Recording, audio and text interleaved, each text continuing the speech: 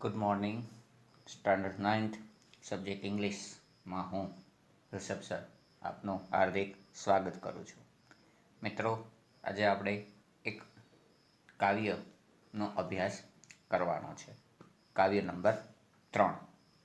મિત્રો, આ કાવ્ય એ ખૂબ જ આપણને ઇન્સ્પિરેશન, પ્રેરણા આપે તેવું આ કાવ્ય છે કે જેમાંથી આપણે કંઈક શીખવાનું છે.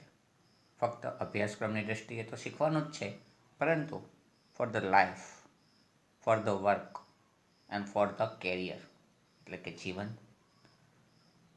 કામ અને કારકિર્દી માટે પણ આ ખૂબ જ મહત્ત્વનું કાવ્ય જે છે એ આપણે ગણી શકીએ.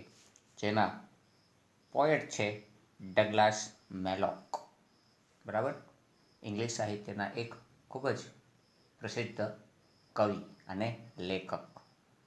તો મિત્રો, આ કાવ્ય આપણે શરૂ કરીએ એ પહેલાં અહીં આવતા કેટલાક હાર્ડ વર્ડ્સ આપણે જોઈએ.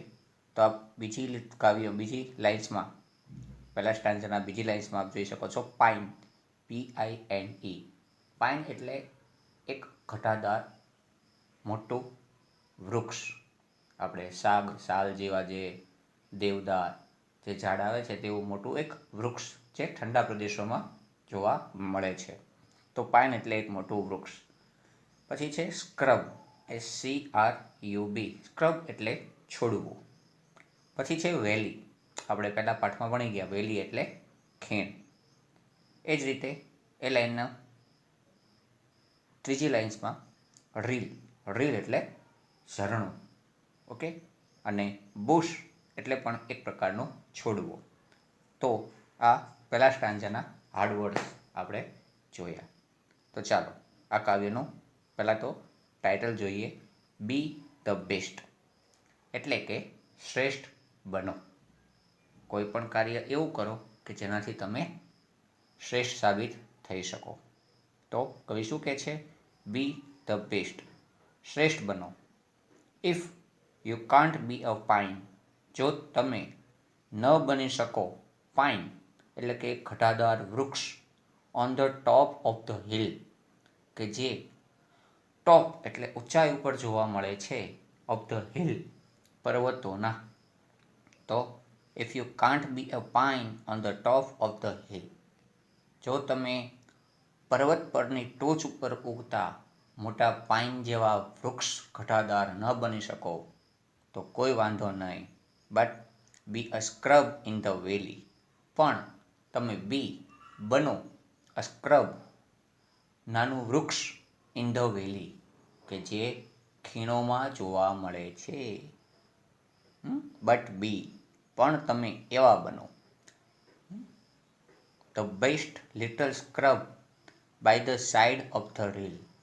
ધ બેસ્ટ એટલે કે શ્રેષ્ઠ નાના જે છોડવાઓ, લિટલ એટલે નાનું, તો શ્રેષ્ઠ નાના છોડવાઓ છે કે જે ક્યાં જોવા મળે છે?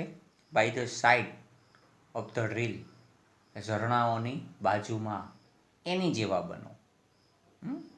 ધ બેસ્ટ લિટલ સ્ક્રબ, નાના સુંદર શ્રેષ્ઠ એવા છોડવા જેવા બનો, જે ક્યાં જોવા મળે છે?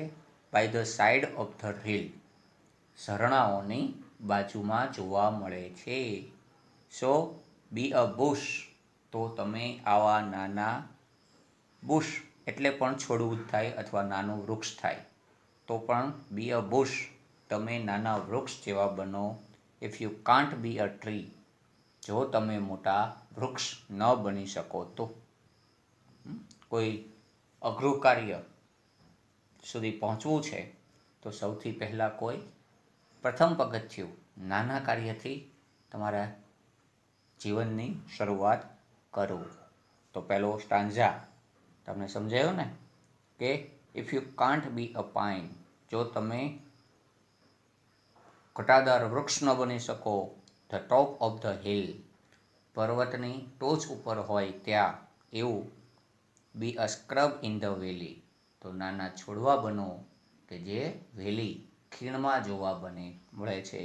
બટ પણ બનો the best little scrub by the side of the rill, કારણ કે નાના પણ શ્રેષ્ઠ નાના છોડવાઓ જે by the side of the rill કોની સુંદરતા વધારે છે તો કે ઝરણાની નદીઓની બાજુઓની જે કાંઠાઓની સુંદરતા વધારવા ઉપયોગી થાય છે, જોવા મળે છે. તો બી અ બુશ, તો આવા વૃક્ષ નાના છોડવા બનો. If you can't be a tree, જો તમે મોટા વૃક્ષ ન બની શકો. તો સમજાયું? પછીનામાં જઈએ. હવે એક હવે આપણને એનાથી આગળ લઈ જાય છે, તો એના થોડાક હાર્ડ સ્પેલિંગ જોઈ લઈએ. બી the grass, bit the grass. Bit એટલે તણખલો અને ગ્રાસ એટલે ઘાસ. પછી અહીં એક શબ્દ છે બીજી વાક્યમાં, હેપીયર. આમ તો સામાન્ય રીતે હેપીયર એટલે ખુશ થવું થાય, પણ અહીં કાવ્યના સંદર્ભમાં હેપીયર એટલે એક પ્રકારનું લીલાછમપણું આપણને કહે છે, હરિયાળીપણું, એવો અર્થ અહીં લેવાનો છે. પછી છે મસ્કી. તો મસ્કેટક નામની માછલીઓ જે સામાન્ય રીતે દક્ષિણ અમેરિકા બાજુ જોવા મળે છે, એના નામ ઉપરથી બનાવવામાં આવી છે મસ્કી. મસ્કી એટલે મોટી માછલી. બાસ, BASS, બાસ એટલે નાની માછલી. લાઇવલીએસ્ટ એટલે જીવંત. તો જોઈએ. If you can't be a bush, જો તમે નાના છોડવા ન બની શકો. ઇફ યુ, જો તમે, કાન્ટ બી અ બુશ, નાના છોડવા ન બની શકો. બી, તો બનો, અ બીટ ઓફ ધ ગ્રાસ, ઘાસના તણખલા જેવા. એન્ડ સમ હાઈવે, કે જેને કારણે કેટલાક હાઈવેઝ, મોટા રસ્તાઓ, હેપીયર મેક્સ, લીલાછમ, મેક્સ, મોટા રસ્તાઓને એ હેપીયર, લીલાછમ, મેક્સ, બનાવે છે. ઘાસના જે તણખલા છે, બગીચો હોય તો આપણે જોઈએ છીએ કે કેવા નાના ઘાસ ઉગેલું હોય છે, જેની ઉપર આપણને ચાલવાથી મજા આવે છે. તો if you can't be a bush, જો તમે નાના છોડવા ન બની શકો, તો બી, બનો, અ બીટ ઓફ ધ ગ્રાસ, ઘાસના તણખલા જેવા. એન્ડ સમ હાઈવે, કે જેને કારણે કેટલાક રસ્તાઓ, હેપીયર, લીલાછમ દેખાય છે, અથવા તો એને લીલાછમ મેઘ બનાવી દે છે. તો એવા ઘાસ જેવા બનો. ઇફ યુ કાન્ટ બી અ મસ્કી, જો તમે ન બની શકો કોઈ મોટી માછલી જેવા. ધેન, તો પછી, જસ્ટ બી અ બાસ, તો નાની માછલી જેવા બનો. But the liveliest bass in the lake, કારણ કે જીવંત માછલી, મીન્સ કે જીવંત નાની માછલી છે, એ આપણને ક્યાં જોવા મળે છે?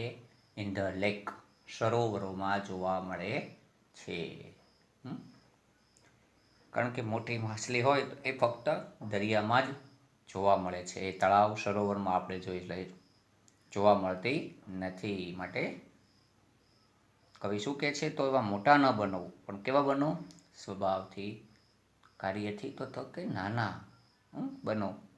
કે liveliest bass in the lake, કે આવી જીવંત માછલીઓ છે નાની, એ ઇન ધ લેક, સરોવરમાં જોવા મળે છે. તો આ બે સ્ટાન્ઝા સમજાયા. If you can't be a bush to bit of the grass, જો તમે વૃક્ષ ન બની શકો તો ઘાસનો તણખલો બનો. And sum highway happier make, જેનાથી કેટલાક રસ્તાઓ લીલાછમ બની જાય છે. ઇફ યુ કાન્ટ બી અ મસ્કી, જો તમે મોટા માછલી જેવા ન બની શકતા હો. જસ્ટ બી અ બાસ, તો નાની માછલી જેવા બનો.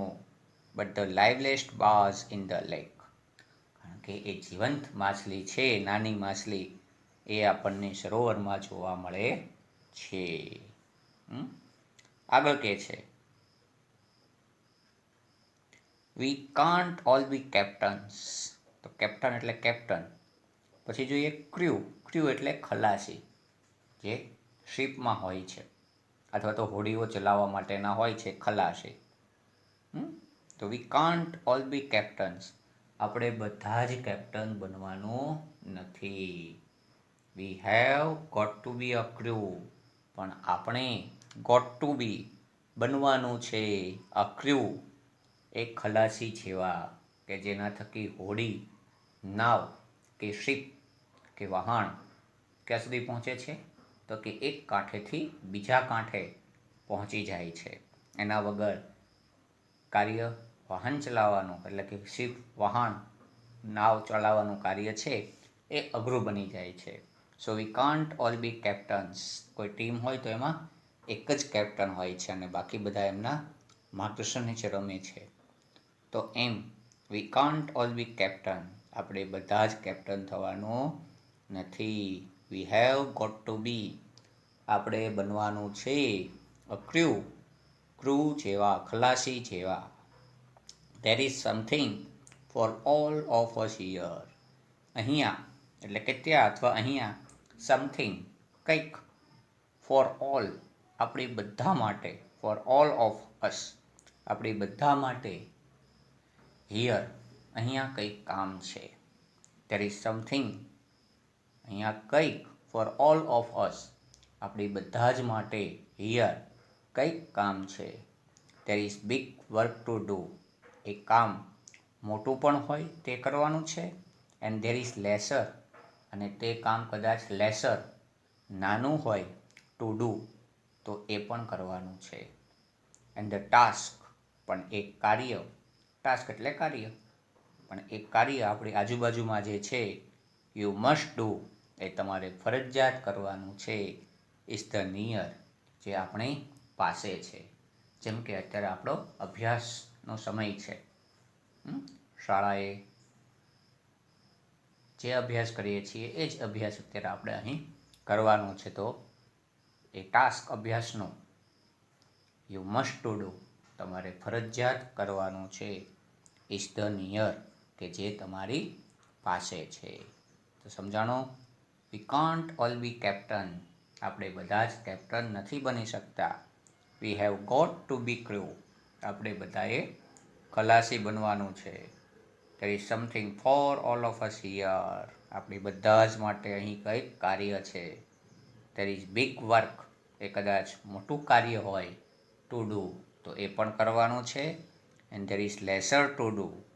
એ નાનું કાર્ય હોય તો પણ કરવાનું છે.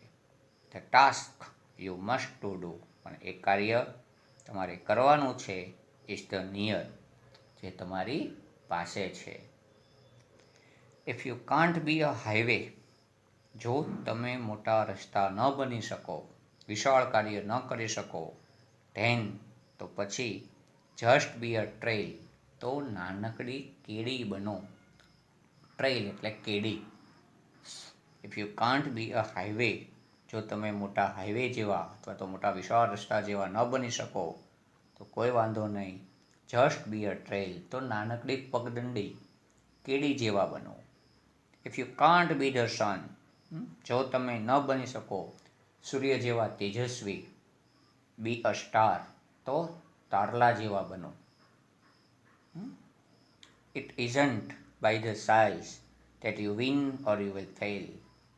નથી મપાતું તમારું કદ કે તમે વિન જીત્યા છો, ઓર યુ ફેલ કે તમે નિષ્ફળ ગયા છો. It isn't by the size. નથી માપવામાં આવતું તમારું કદ that you win શું તમે જીત્યા છો, ઓર યુ ફેલ કે તમે નિષ્ફળ ગયા છો. પણ કઈ રીતે હંમેશા લોકો તમને તમારી વખાણ કરે છે? Be the best. પણ શ્રેષ્ઠ બનો. Whatever you are. તમે જે પણ કાંઈ સ્થાન ઉપર હો એ સ્થાન ઉપર. બહુ સરસ વાત કીધી છે. It isn't by size. તમારું કદ નથી મપાતું. That you win or you fail. તમે નિષ્ફળ છો કે તમે જીતેલા છો. પણ કેવા બનો? બી ધ શ્રેષ્ઠ, બી ધ બેસ્ટ. શ્રેષ્ઠ બનો. Whatever you are. તમે જે કંઈ પણ સ્થાન ઉપર હો એ સ્થાન ઉપર તમે પોતાને ખુદને શ્રેષ્ઠ સાબિત કરો. તો મિત્રો, આવી ઉત્તમ સમજણ આપતી કવિતા. છેલ્લી વાંચેલો પેરેગ્રાફ જોઈએ કે if you can't be a highway then just trade be a trail. વિશાળ રસ્તા ન બની શકો તો કાંઈ નહીં, નાનકડી પગદંડી બનો. If you can't B the sun, જો તમે સૂરજ ન બની શકો, સૂર્ય ન બની શકો, બી અ સ્ટાર, તો એક તારલા જેવા બનો. It isn't by the size, નથી કદ માપવામાં આવતું that you win or you fail. તમે પાસ છો કે તમે ફેલ છો. Be the best whatever you are, પણ હંમેશા શ્રેષ્ઠ બનો જે તમે હો એના સ્થાન ઉપર. તો આમ કવિ આપણને કંઈક ઉત્તમ બનવાનું કહે છે અને આપણે આજુબાજુમાં જે પણ કોઈ નાનું મોટું કાર્ય છે એ સારી રીતે કહેવાનું, કરવાનું આપણને સરસ માર્ગદર્શન કવિ આપે છે. તો આપ આ કાવ્ય ખૂબ ધ્યાનથી સમજશો,